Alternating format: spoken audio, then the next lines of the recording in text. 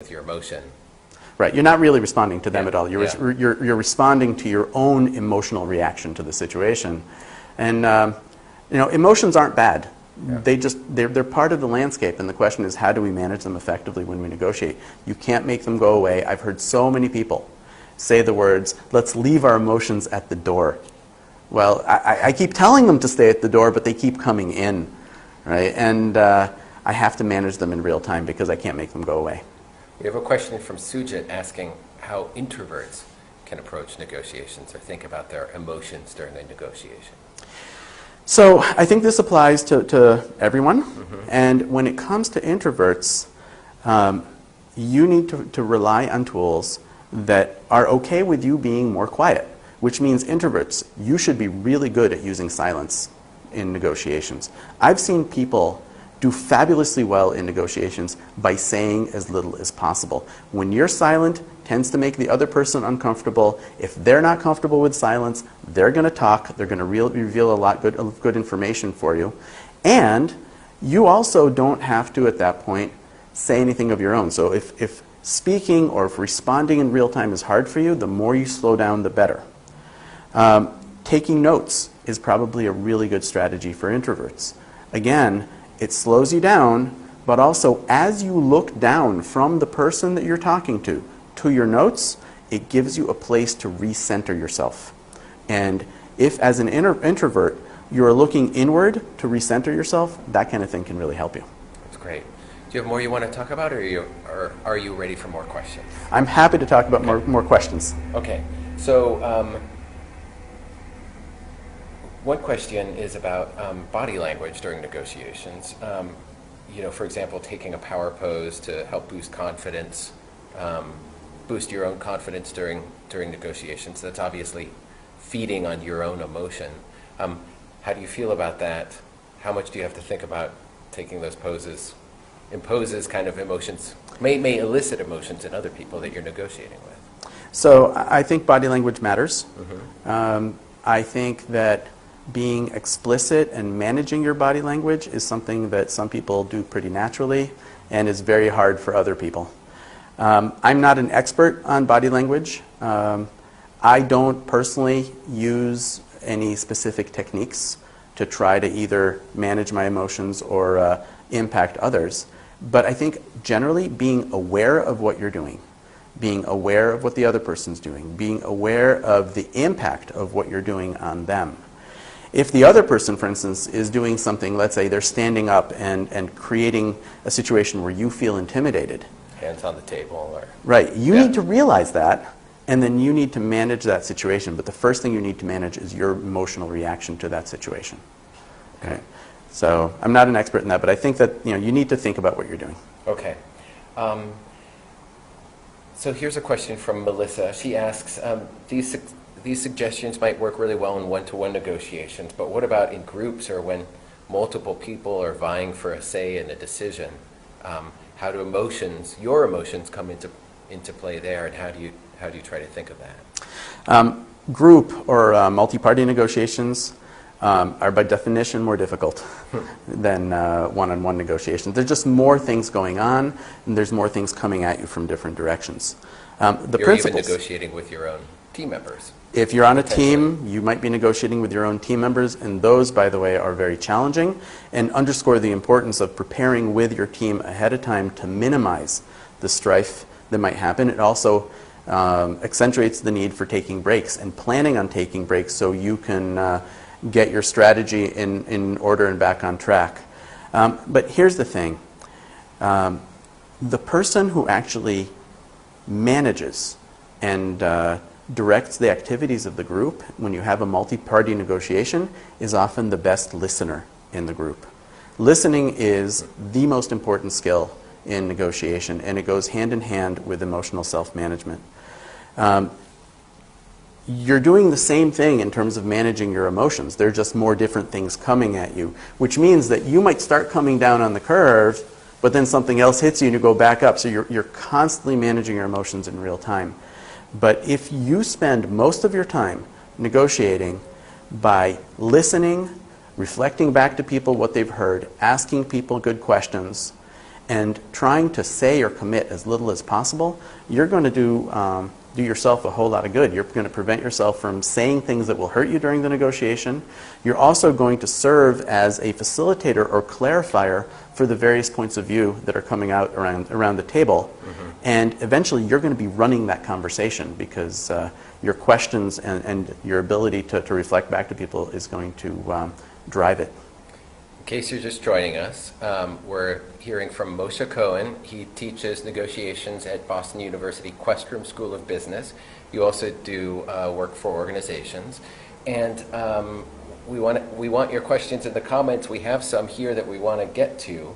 And a couple of people are asking about understanding negotiations of who you're negotiating with. So, for example, Carrie Lynn asks, what about negotiating with somebody who's still up at this high level of emotion while you're at a lower level of that? I think that's a fabulous question, and I love talking about that. Everything that's going on here is also going on the other side of the table. Sure. Sometimes you're not the one that's freaking out, it's the other person that's freaking out. Now, sometimes people ask me, should you do this to people on purpose? Should you send people into emotional overload on purpose when you're negotiating? Well, if you're in a competitive negotiation with someone where the relationship doesn't matter, you can gain temporary competitive advantage by sending them into emotional overload, right? They make a proposal, and rather than respond to it, you gasp or you laugh. That's going to send them into emotional overload. You're like, that's not worth that much. Exactly. Right. Now, it gives you temporary competitive advantage, but if you do that and the person recognizes that you're doing that as a tactic, it's going to damage the relationship. Most of the time, when the other person's up there at one of those high emotional peaks, you didn't do anything on purpose. What happened is that you told them something they didn't want to hear. You gave them bad news. You were delivering something to a customer and you had promised it by tomorrow, and now there's a glitch and it's going to take 2 weeks longer, and now your customer's really upset because they already promised it to their boss by tomorrow. Now they're freaking out. They're the ones that are up here at the high emotional peak. And the question is, what can you do? And the answer is pretty much the same things that you would do for yourself. Stay silent. Let them vent. Ask them questions. Reflect back to them to demonstrate that you understand what their interests are. Offer a break. But just so you know, if the other person is the one that's freaking out, don't say, hey, dude, you're looking a little stressed out. I think we'll take a break.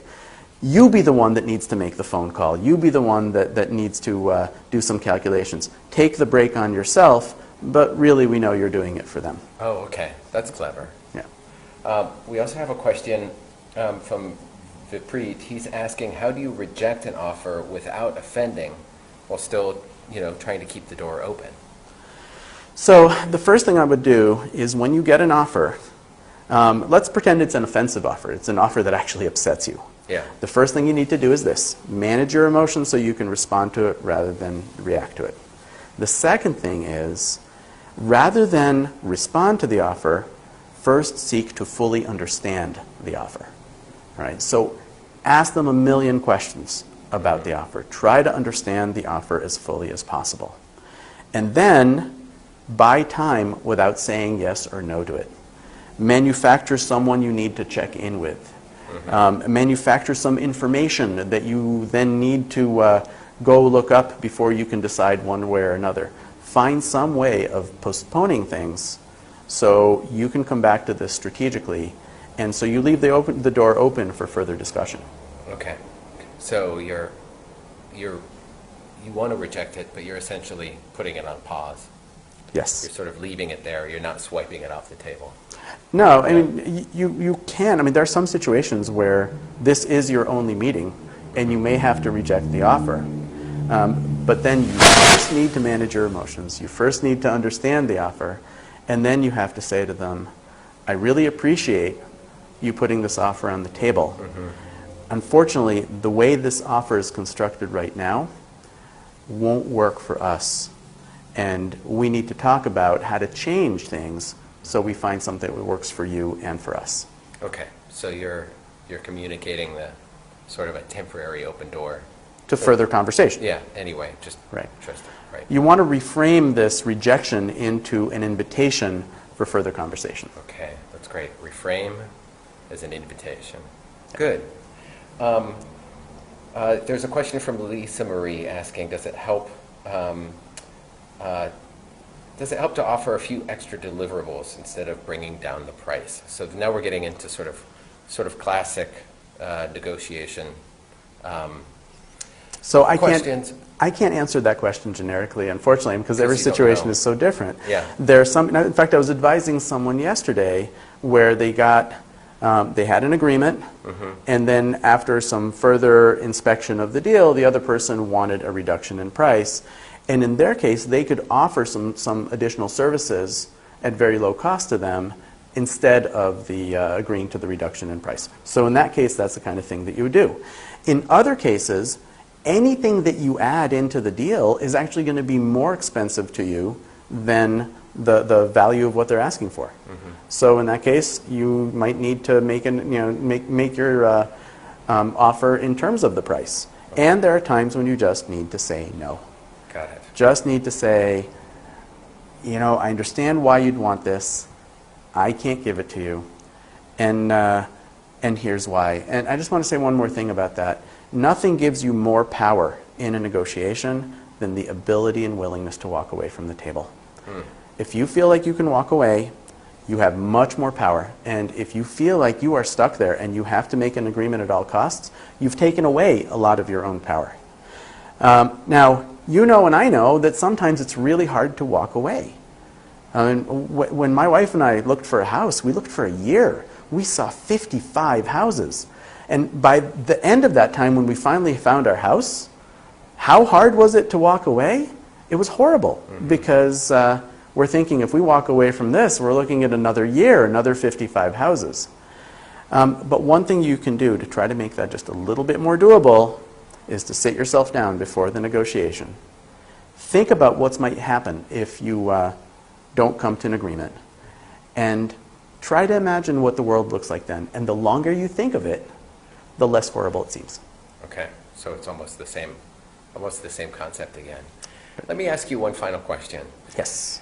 And that is, some people say that you need to use your emotions in negotiations, that like anger has power, that feelings of worth have power, friendship, that has power, and a lot of these emotions that you feel in negotiations are actually things that you need to not only be mindful of and try to bring back into sort of the rational space, but also like go with them a bit.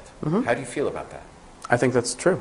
I think that there are times when you need to let the other person know how much they've upset you. Right? There are times when you need to appeal to their emotions. There are times when you need to find affinity between your emotions and theirs. The question is, who is running the show? Because if you're up here, you're not managing your emotions. Your emotions are out of control. And that's when you get into trouble. If you manage your emotions, but then still show them, they're still there. And the other person will still be impacted by them, but then it's still your thinking brain that's in control. And you're not just running wild with these emotions that are driving you off the cliff. Got it. Moshe Cohen, this was a pleasure. Thanks Thank for you. helping. Thank you so much for inviting me. I feel like my emotions are very much in control. I have a good sense of my triggers. I feel good. Thank you. Thank you very much, Kurt. Yeah. So Moshe Cohen, he is a professor. He teaches at Boston University Questrom School of Business, Negotiations, Leadership. He also do some work for organizations and trainings. And this was a pleasure to talk about this, to help us understand our emotions. If you enjoyed this, please do subscribe so that you can find out about the next edition of HBR Live and more great conversations about important topics that help you be a better manager, a better worker, and a better person in the world. So, Moshe, thanks so much. Thank you very much, It Kurt. was a pleasure.